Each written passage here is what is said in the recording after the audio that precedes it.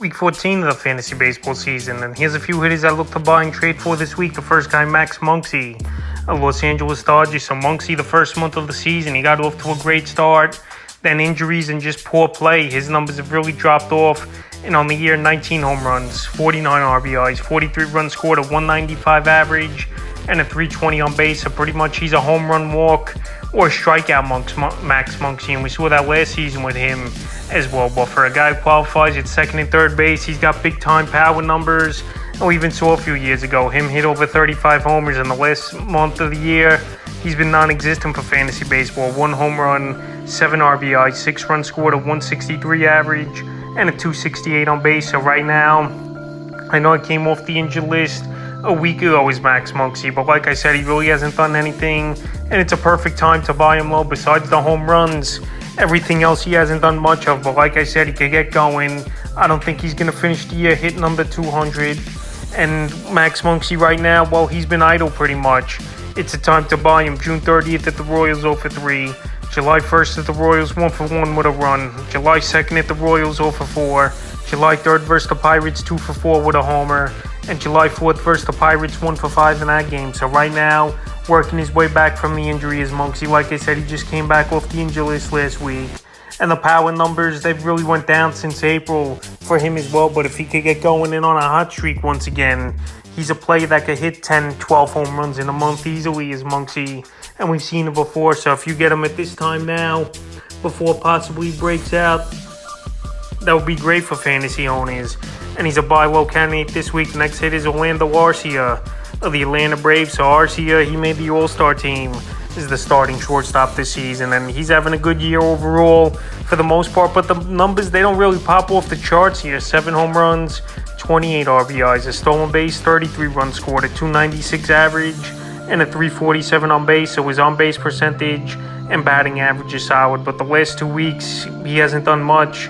Is Arcia. 1 home run, 3 RBIs, a run scored, a 125 average, and a 125 on base. So he's a free swinger over the last few weeks. He's not drawing deep into counts, and that's obviously a problem, but he's starting to come around a little bit. Is Arcia now on a 5-game hitting streak. So right now, while he's starting to heat up, this is a time for fantasy owners, I believe, to go out and get him, because like I said, he's the starting shortstop for the National League. I know it's mostly on votes, but he's having a great year coming into the year. Vaughn Grissom was supposed to be the starting shortstop with Dansby Swanson going to the Chicago Cubs, but Arcia has been the man, and over the last month, like I said, to 2 weeks here, he's really been struggling. So July 1st versus Miami, 1-4 rib. July 2nd versus Miami, 1-4 homer.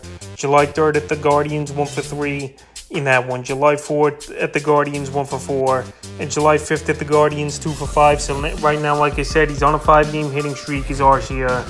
He's a guy that could help him batting average and on base. But the last few weeks, while he hasn't done much, this is a perfect time to buy him before the hot streak comes up. Because like I said, he's starting to hit and break out of the slump.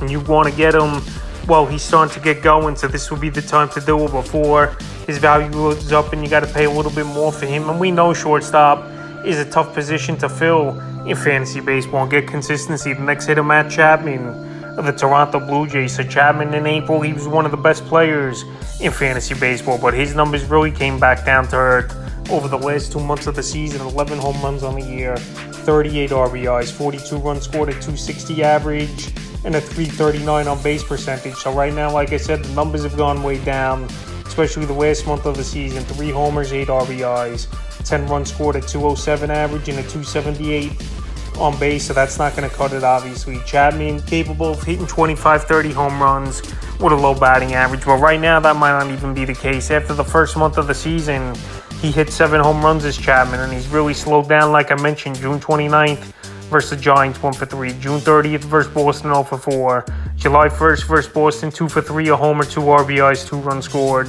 July 2nd versus Boston, 0-4. And July 4th at the White Sox, 0-3. And July 5th game at the White Sox was rained out. So right now, he hasn't done anything over the last month and a half years, Chapman. It's all said and done.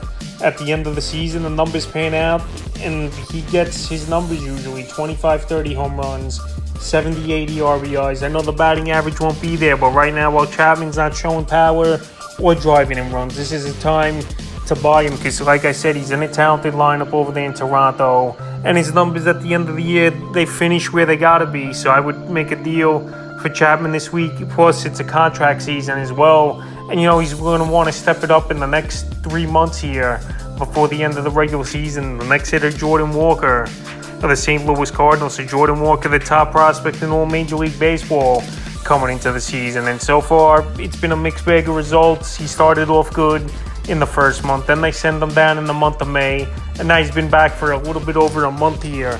Is Walker on the season? 7 home runs, 25 RBIs, 18 runs scored, 3 stolen bases, a 287 average, and a 350 on base. But over the last 2 weeks here for Walker, we haven't seen much out of him. 1 home run, 5 RBIs, 3 runs scored, a 219 average, and a 286 on base. So right now, while Walker hasn't done much over the last few weeks, even I know in last night's game he hit a home run at Miami, this is a time to go get him. He's only 20 years old. He's still learning the Major League way, obviously. And just on raw potential and power itself, Jordan Walker has big upside, and he's got good versatility as well, qualifying at third and outfield. So the last few games here for Walker: July 1st versus the Yankees in a doubleheader, 2 for 9. July 2nd versus the Yankees, 1 for 3 with a rib. July 3rd at the Marlins, 0 for 4. July 4th at the Marlins, 0 for 4. And July 5th at the Marlins, 1 for 4 with a homer and 2 RBIs. So coming off that home run game, maybe momentum could get going for Jordan Walker. But surprisingly, he's still available as well in 25% of fantasy leagues on the waiver wire. So right now, while he hasn't done much over the last 2-3 weeks, here's Walker. This is a time to buy him, because if he can get things going and get on a hot streak, he definitely could have a breakout second half of the season, is Walker.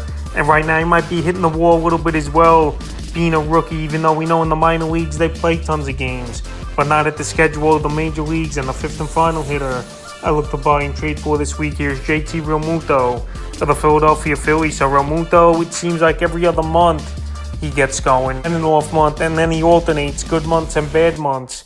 He's JT Realmuto. So on the season, 9 home runs, 32 RBIs, 10 stolen bases, 33 runs scored, a 241 average, and a 300 on base. But over the last month of the season, only 4 homers, 13 RBIs, 3 stolen bases, 14 runs scored, a 200 average, and a 289 on base. But the thing here with Realmuto, just like Matt Chapman, who I mentioned early in the video, when it's all said and done, the numbers are there for them at the end of the season, where last year got off to a slow start as Realmuto, and he finished the year with 2284 and 21 bags. So this season, he definitely could reach the 2020 mark here once again as Realmuto, and just has to bump that batting average up a little bit. So the last few games here for Realmuto: June 29th, the Cubs, 1 for 4. June 30th versus the Nats, 0 for 4. July 1st versus the Nats, 1 for 5, 2 runs, 2 ribs.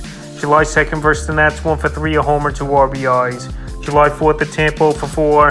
And July 5th, he had a big game at Tampa, 3 for 4, 2 runs and an RBI. So right now, maybe he's breaking out of a slump as well.